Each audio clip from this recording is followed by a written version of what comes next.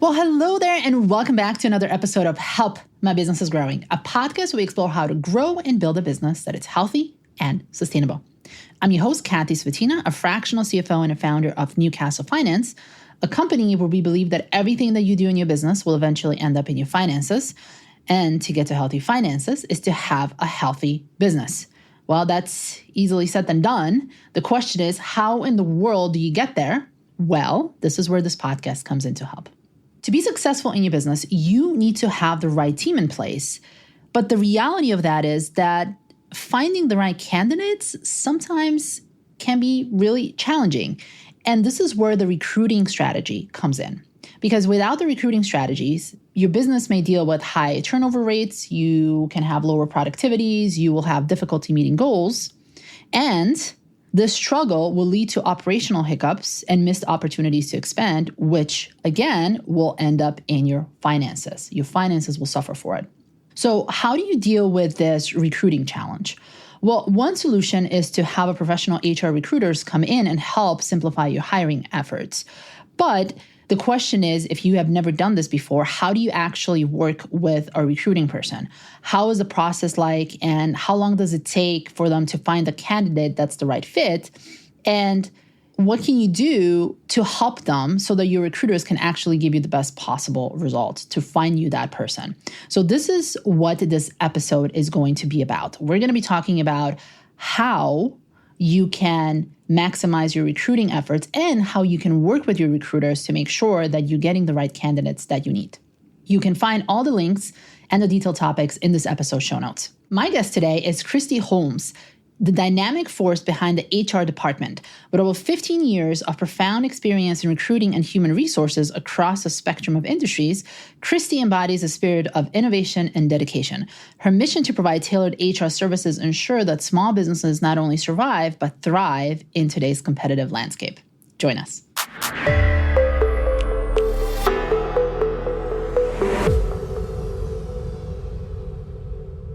Hey, welcome to the show.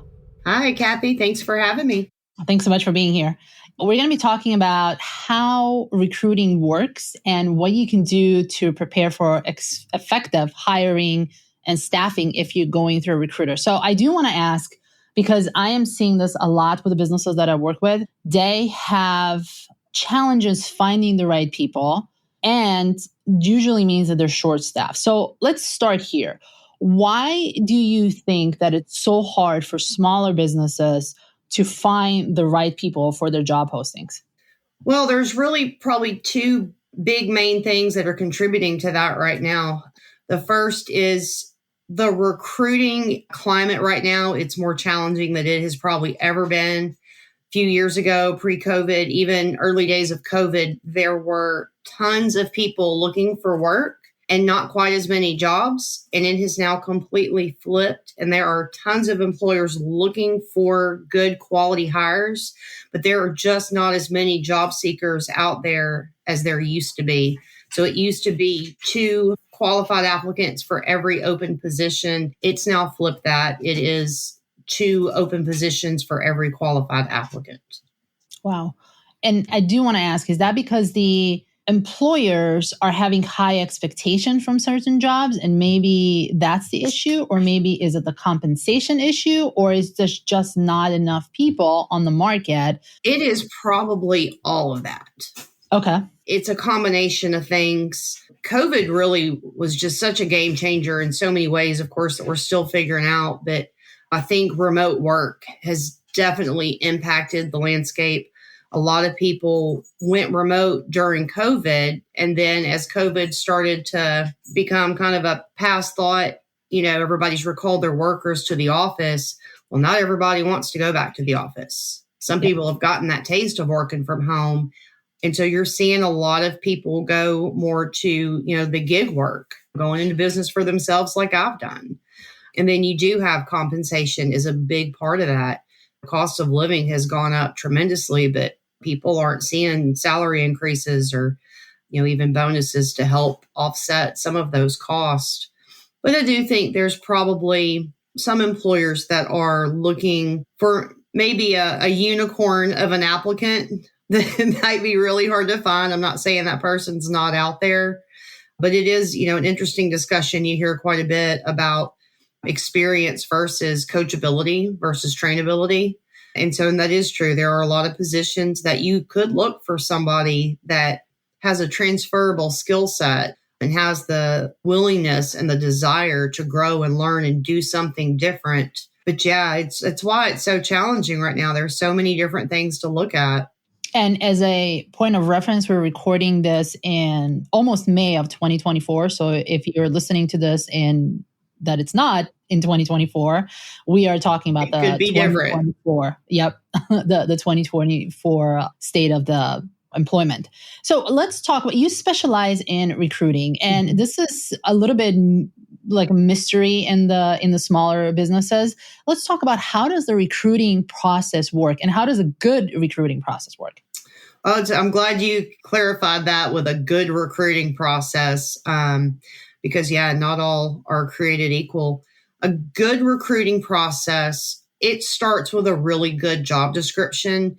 Mm-hmm. That is one of the other reasons people aren't seeing as many qualified applicants as they would like to see, is their job description may not be as great as they think it is. I know one thing a lot of people miss is the job title needs to be in the job description at least 6 or 7 times.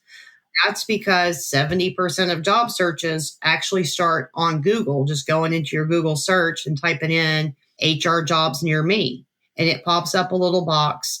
And so Google scrubs the internet. And so if you have your job description formatted correctly, if you have keywords in there, and then the job title 6 to 7 times, Google is going to pick that up when somebody searches for that job near them. And so a lot of times, you might see the job title in there once or twice. Sometimes they put way too much information. Like, look, that's why it's images, because people don't even want to read anymore. It's the images are what capture attention on social media. So it's the same thing with your job description, not necessarily the images, but keep it short enough that you're not going to lose their attention. If they're halfway through the job description and you still haven't even gotten to the point of what the role is, they're just going to bounce back out and go to the next job on the list. But at the same time, you don't want it to be too short. So it's that, almost like the Goldilocks. And is there like a sweet spot of a number of words that a good job description should have, that it's below this, like below 200 is too short and above 1500 is too much? There's not, unfortunately, because you've got some jobs that it's easy for a general laborer, for a construction company. You just need to put a few key things in there. But if you were looking at like a project manager for a construction company, the responsibility list is just going to be longer just by the sheer nature of being different roles. So I don't know that you could say there's an exact word count that this is a good range for them, like you would for a blog or a social media post. I've seen some job descriptions that when you put them into a Google Doc or a Word document, there were actually 3 pages. So I'm assuming that might be a little bit too much. So of course I use Microsoft Word, and if it's more than a page, it's definitely too long. So that's good to know. So at least people now know that if it's more than a page, you've got to shorten it up a little bit. And you may have a job description for a role I do have a client that his job descriptions tend to be 3-4 pages long. So what I do is I try to consolidate like similar responsibilities together, and just really the high level ones. And then during the interview process, we actually give them the full 3 or 4 page job description. So we do the phone interview. And then if that goes well and we're moving them to our client, we also email them that full job description and say, okay, as we discussed, please review this full job description prior to your meeting with the boss. That makes sense. So now you start the good recruiting process with a great job description. What is the next step? So then it's, of course, knowing where to post it. Indeed's usually a pretty good option. Like I said, as long as you have it formatted correctly and you've got all those keywords in there, you should be okay, because it's going to get picked up by the Google search no matter what platform you have it posted on. We do have a service that we use that they take the keywords from the job descriptions and then they say, okay, those keywords are being searched on job boards X, Y, and Z. So that's where we're going to spend your money. to try to make sure we're getting in front of the right people. But you want to make it easy to apply. Again, with Indeed, they have the easy apply option. A lot of job boards do offer that now. But really, you just want to get their resume in. That's the first thing, is just get their information so you can pre-qualify them. Do they have the experience we're looking for, education, skill set, whatever your requirements are? And then what we do is a brief 15 to 20 minute phone interview, just kind of going through the basics, still making sure they're qualified. If that goes well, then we check professional references. And I have a rule of 3. If you cannot provide me 3 professional references, that's a big red flag. And so then they usually do 2 more interviews, one with the owner of the company, and then whoever the third interview with, of course, varies from client to client. But I do recommend 3 total interviews, the phone interview, and then 2 in-person or Zoom interview if it's, potential applicant moving from somewhere else. Because, not only do you get different people's perspectives of the applicant, but I like it because it lets me look for consistency in their answers through each of the interviews. Does anything change? Does somebody picking up something somebody else didn't? But generally, if you have 3 different people in the company interview and say, yeah, I like this person, let's hire him, then I would feel pretty solid about that. And it works. And I want to go back into the easy apply button because I feel like it could be sometimes a double-edged sword, because if you put the easy apply button in there, it makes it obviously easier for the applicants to apply. But because it's easier for the applicants to apply, you will pretty much get people just spraying and praying whatever job they can get. And a lot of them are not going to be qualified. So you have a lot of stuff to weed through to get to the people that you really do want to interview. And that is a great point. But again, that's where if you have your keywords, that will help tremendously because, Indeed, if somebody goes in and searches for, say, an HR job, there are certainly some things that, skill set between a bookkeeper and an HR person could have in common. But for HR, if you have things like recruiting, talent acquisition, things that are specific to HR, whereas for a bookkeeper, you might have things like end of year tax records, tax filings, things like that. But that word payroll could come up on either one. And so that can kind of mess up the system a little bit sometimes. But if you've got a clear job title that says, right now I'm looking for an architectural project manager, feels pretty clear to me. But I'm still getting people apply that are project manager in the IT field. So unfortunately, that's going to happen. But better have too many applications than not very many at all. Because even if you have a bunch that are not qualified, you don't have to reach out to every person that applies. So if they apply and they're just immediately not qualified, we just archive their file. And are you using any of the AI tool that are scanning the job description and scanning their resume and matching how well of a match that is? Yeah, a service I pay for monthly, the keywords I was telling you about, that's what it does, is it takes all of the keywords from my job description and it's got its own little AI data set that it goes and it says, okay, last week, those keywords were being searched on these job boards. Okay. No, there's a lot of great technology out to leverage in recruiting, and I strongly encourage people take a look at it and take advantage of whatever is in their budget and meets their needs. And how long does the process generally take from the time that you would engage a recruiter to the time that you would actually have interviews with people? And I'm saying interviews with qualified applicants because obviously then you're interviewing them and you might take sometimes even a couple of months to make a decision. I've seen that happen. Oh, yeah. But from the start that you actually engage a recruiter to the time when you're getting good people on your plate that you can actually interview. That again is because every market is different. I've looked for a bookkeeper in Colorado and I've looked for a bookkeeper in North Carolina. We found the bookkeeper in Colorado in just about record time, whereas the bookkeeper in North Carolina took more like 3 months. Wow. Yeah. So it really just depends. I would say usually we have qualified applicants for our clients to interview within the first 2 weeks, usually. That's great that you're able to get them in such a short amount of time. So you said you had the record time, but when was the longest time that you were actually finding support? I have a client that we adore in Northeast US, and they are in the agricultural industry. And we were looking for an agronomist for them, which is somebody that understands how the crops grow and all of the science of that, but that also have the sales acumen to go to potential businesses and say, here's why you should use our fertilizer. It took us about a year to find that position. Was it because the applicants that were applying, they were just not the right fit? Or is it because there wasn't many people applying? Because this seems like a very specialized type of job. It's a very niche position. And it was just trying to find somebody that actually had business applying for it. We had a few, but I think several of them were just literally about to graduate college.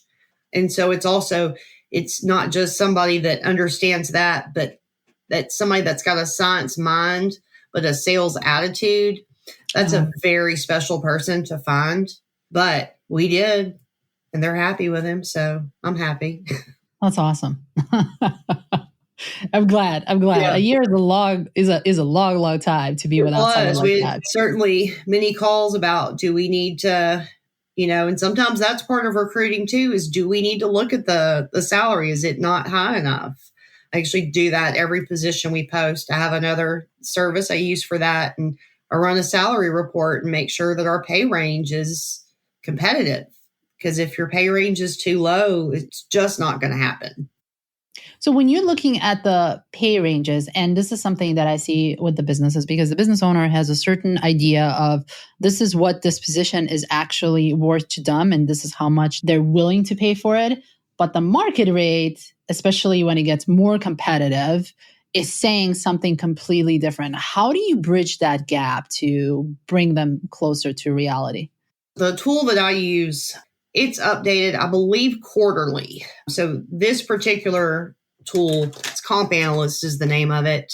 And they pull data from HR professionals and companies nationwide. And I forget how many thousands and thousands of submissions. So it's a pretty accurate view. So I just run the report and I send it to them and I explain to them, this is because I also kind of look and see where the other job postings at. And so I put it out there and let them know this is what the competitive range is. I think this would get us the applicants that we're looking for. And typically, they say, yeah, we're fine with that. Or sometimes we maybe have to meet in the middle. But it's a show and tell, because it's once we make that change and the applicants start coming in, or if they don't want to make that change and we continue to see the same, then we eventually do make that change in the salary, and all of a sudden the applicants start coming in. So I'm thankful to my clients that trust my opinion and let me guide them on that, because that's really the only way, is just I need you to trust me and let me show you. Yeah, that's a tricky situation too, to have, especially in the smaller business that they have a limited budget. Another thing that, and you tell me, do you ever look then a part of compensation in a non-monetary way? For example, they can work from home, they have more vacation time, they have better sick leave. That Absolutely. could be a good way to compensate people, but not in a monetary way. 100%. I really think, just from interviewing people, because we interview people all over the country, all different kinds of positions. But the one thing I think we hear more than anything else from job seekers is what they are looking for is work-life balance. And so I have seen people leave $100,000 a year jobs to take $50,000, $60,000 a year jobs because they are sick of being burnt at both ends of the candles. They want to be able to spend time with their family. It's like, I'm not killing myself to make all this money to never get to see my kids' basketball games or whatever it is that they're missing. Flexibility with scheduling, so that, especially like parents that have kids that are in activities, to give them flexible schedules to be able to go to, the little recital that afternoon or the soccer game or whatever the child has going on that the parent's been missing. Yep. Yeah, those are absolutely. And so those are things that, I like to put in the job description that under the benefits, you've got compensation benefits. And so you've got the pay rate and then the traditional benefits, right, of medical, dental, 401k. But then I always ask them about that too. What else do we have? Are there any flexible working conditions? Any continuing education opportunities? That's something else job seekers are looking for too, or training and development opportunities. So I make sure and include that as a benefit. So I call them the non-traditional benefits, but they're just as important as the actual pay. Yeah. Yeah, that's true. And I've seen a lot of the smaller businesses that might not be able to pay what obviously the big companies can, but you can compensate in other ways. It's like, hey, you're not going to be working past 5 o'clock ever. Yeah. And you're going to have a lot more vacation. So, and it's... Well, or gosh, even, does your company, one of my clients, the one we're trying to find an architectural PM right now, his company loves to bowl. And so it's in the job description. You must love bowling. It makes you chuckle, but it's something people are looking for. Somebody's not actively out there thinking, gosh, I hope I can find a company that has bowling. But somebody that loves bowling, that has the skill set that we're looking for, is going to see that ad and go, oh my gosh, this job is perfect for me. And that's the person I want to find. Yeah, and we've had a lot of conversation on this podcast about company culture, because that is such an important part when you're recruiting, because that is going to dictate of how your job description is going to look like, what you're going to be actually including in there. When you have your values and your mission and your culture, that is all going to reflect what type of people you're attracting and what type of people you're repelling. Well, and if you've got a good office culture, if you really do believe you have a healthy culture, there are other things that you can do to get that out there so that when people are looking for jobs, there's a website called Glassdoor.com. Glassdoor is great for building your employer brand. So it's free. You go in, you set up, your account and put your company information in, and then you can send a link, you can email or text a link to your employees and say, hey, please take a minute to go to Glassdoor and, talk about how much you love working here. But then sharing those fun things that you do. If you have those bowling nights or, if you did a end of year holiday party, I saw one of my clients posted, he just had a quarterly team meeting, but it looked like it was a big, huge cookout. So put those things on your social media, put those things on your website, because then if somebody sees your job and then they go, okay, well, let me check this company out real quick. If Glassdoor with really good reviews and then some social media posts of your team having a great time, they're going to go, oh yeah, I want to apply and work. I want to work with these people. Yep, exactly. And when I was, before I had my own company, I would always look on Indeed. I would always look at the Glassdoor. I wanted to know what people feel about the company that they're working on. And a lot of times, because I was in the professional world, I would go on LinkedIn and I would talk to the current and the previous employees to figure out, is it a good place? Or maybe that's a good idea. I never thought to do that, Kathy. Not that I'll be looking for a job anytime soon, but that is a great idea if anybody is out there looking for a job. Yeah, I am all about research. I will do research up to, it was very valuable. And that's a good point. When a company is asking people to put stuff on Glassdoor and they're tracking it, a lot of the times what happens is that employees are not willing to talk about the challenges and the bad side of the business because they fear retaliation, which obviously is illegal, but still. Right. So if I see constant 4.5, 5 stars or whatever it is at this point, I'm like, this is interesting. I would go to LinkedIn, check out a couple of previous employees and ask them how was it? Just, hey, friendly, Well, it's one thing I like about Glassdoor is you have to answer both pros and cons of working for the company. That's awesome. So even if you absolutely love it and it's 5 stars, you have to type something in.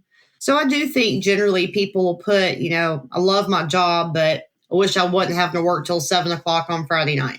And that's a fair thing. And so for somebody might see that, and that's just a deal breaker. That's family night. So he can't be working till 7 because he knows that's not going to work. Whereas somebody else might see it and go, yeah, I don't care how late I have to work. I just want the money. So it's actually really, I think it's helpful, for both the employers and the job seekers. Because you don't want to hire somebody that thinks he's going to be done at 5 every Friday and a couple of Fridays in realizes, no, I'm going to be working till 7, 8 o'clock on Fridays. And then he quits and then you're back to square one. Yeah, you want to be upfront about that. If you have those type of expectations, you do want to be upfront about it, because if people want work-life balance and that's what they valuing it. Yeah. Don't tell them you value it too if you don't. Yep, exactly. So let's talk about what is the difference between hiring someone to do recruiting for you and actually trying to do it yourself. I mean, what are the pros and cons? Can we talk about that? Sure. Well, I mean, the big pros are, we take an awful lot of time off your plate, because it does. It's very time involved to do the recruiting. So, of course, unless you've got a background in HR and recruiting, probably not very familiar with what your job description needs to say. That's why we see a lot of just really basic, hey, we're looking for a bookkeeper. But, we know where to post it. So I think for our clients, it's that not only do we take all of that time that they no longer have to put into trying to source and sort through these resumes, and then they've only got 3, 4, 5 people they have to meet with to make their hire. So it's obviously saved them a whole bunch of time. They've gotten a really good hire out of it. But the con is obviously it costs money. But, you also have to look at, if you're going it on your own, you say, okay, well, I can't afford the expense right now of hiring somebody to do it for me. But how long are you going to continue down this path of you're trying to do the interviews, you're trying to find the applicants?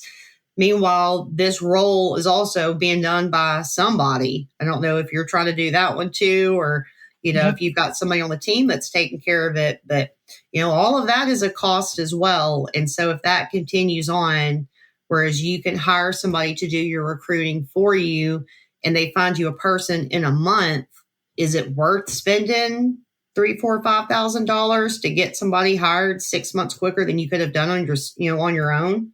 Yeah, I've always say you're better off with hiring a professional, because even though you're paying for it, it's going to be done a lot cheaper, because it's not just about money. It's about time. It's about energy. Better. It's about the lost opportunity cost. It's about lost business, because now you don't have enough people to serve those that business, and things can go wrong. And obviously your sanity is worth the most, right? Yes. So let's talk about cost.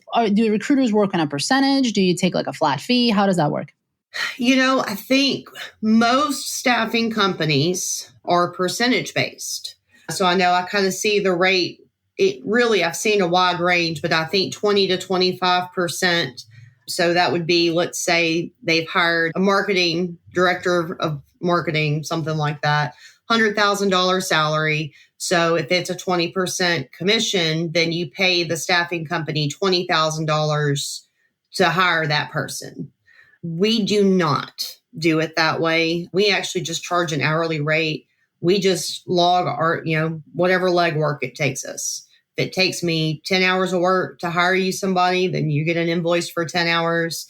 If it takes me 30 hours, you're going to get an invoice for 30 hours. So we do believe it's more cost efficient that way. So the architect I keep mentioning, he's just a good example. He has spent $21,000 with me total lifetime, and we've hired 2 architects for him. Interesting. Okay. So one architect would have cost him probably $20,000, $15,000 to $20,000 at least. Makes sense. So, Kristie, we've talked a lot about the recruiting process and how does it actually look like? What's a good recruiting process look like? And if someone is at a point where, okay, I need to get more people in my company because I'm really short-staffed and I am challenged, very much challenged with finding the right people. And I've had some recruiting companies help me with before. And now they're like, I don't know what to do. What would your advice be to them? I think the easiest first step for everybody is if they go to my website, I do have some templates and there's a job description template. So I would say first things first, download that job description template and use it to format your job description. You can create a free Indeed account. It doesn't cost you anything. You can post it on there for free. And if you use my template, you post it on Indeed, it's also going to show up in the Google search feeds. So if problem one is just not getting the right applicants in, that's where I would start, is looking at your job description and getting it on Indeed. And thank you for that resource. So we're going to put all of that in the show notes. So you can, if you're interested, go see that linked in the show notes and on the blog site, because every single episode has its own blog post. So go ahead and look at it. Kristie, this has been an absolute fabulous conversation. Where can people find you? Just about anywhere. The HR department website, but we're also on Facebook. I've got the HR department is on LinkedIn. I'm personally on LinkedIn. I welcome any connections, love connecting with people. And I do a free 30-minute call. You can find that, again, just about anywhere I am. LinkedIn, website, Facebook, there's a link. But I do offer a free 30-minute consultation if somebody just wants to know how I work and see if I'm able to help. May not be able to, but I'll be honest with them and tell them, here's how I can help, or direct them to somebody that would be better fit for them. Awesome. So we're going to put all of those links in the show notes too, and it's going to be in the blog post. So if you're interested, go ahead, work with Kristie. She is fabulous. Thank you so much. Thanks, Kathy.